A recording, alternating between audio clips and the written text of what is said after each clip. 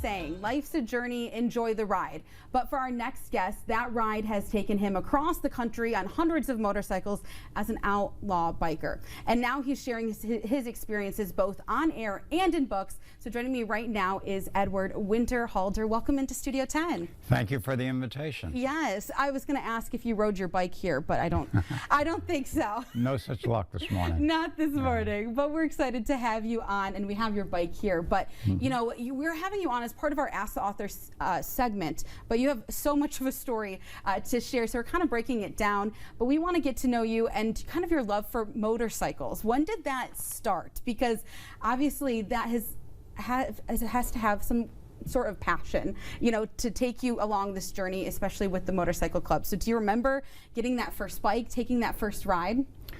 My very first experience, I was at a carnival, and I was 14 or 15 years old. I wasn't driving yet, and hanging out at the carnival, watching girls, just having a good time with a bunch of my buddies. And in came a pack of Hell's Angels from New York City, and they parked their bikes right next to where we were. They got off and they started going through the carnival, and I saw those motorcycles and all of that, and I thought, wow, that was really, really cool, and I think I'd like to do that. So when I was 17, I went off to the Army for a while.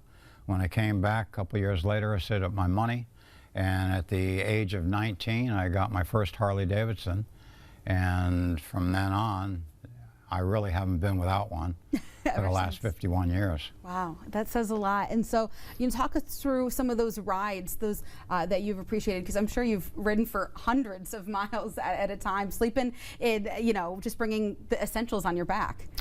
A lot back in those days. Yes. You know, there was no for us, we couldn't afford motels, we couldn't afford hotels.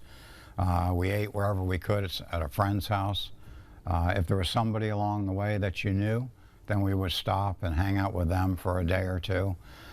But yeah, you would have a sleeping bag, some tools on your bike, and that's the way you went across the country, and one change of clothes. Oh my goodness, wow, what a lifestyle. When did you start and join a few of the motorcycle clubs? I got involved in my first motorcycle club in Oklahoma in 1975. Hung out with them for about a year, and then left for my job. I was a heavy equipment mechanic. I went to Virginia for a while, went back to Connecticut for a little while, and then permanently moved back to Oklahoma in '78 and went back into the club again. And that's when things got serious for me in 1978. Yeah, so let's kind of dive into that, because, you know, obviously you have this draw to riding and motorcycles, but when did that not become as enjoyable, or when things got really serious when it comes to clubs and outlaw biking? Clubbing back in those days was a whole lot different than what it is now, and a whole lot different than when I left the lifestyle in 2003. In the beginning, it was 99% fun and 1% trouble. And by the time I left the club in 2003, it was 99% trouble and drama and all of that comes with it, and 1% fun. Talk a little bit about your mission now to share those stories through books and through TV. You know, where does that motivation come from? I don't know how I wound up here. Yeah.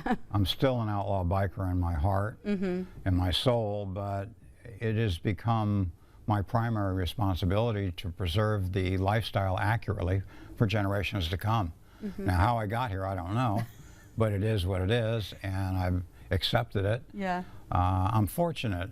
For a large portion of my career as an outlaw biker, I did not get high and I did not drink. And then I ran a construction company, and I was really good about doing construction company business wherever I went on my motorcycle, keeping the receipts. So it made it easy to chronicle the lifestyle accurately, be able to go back and look at a receipt and realize I was at a gas station in Albuquerque, New Mexico at a certain point in time with a pack of 100 Bandidos, for example. So that allowed me to do that. And when I got out of the club in 2003, I started writing my first book. And all I really wanted to do was remember everything while I still could. Yeah. That was it. Well, on that note of writing books, what's really cool is that is just one of the many ways that you've been telling these stories, and you've been able to even work with college students. So we're going to have more of that when we come back.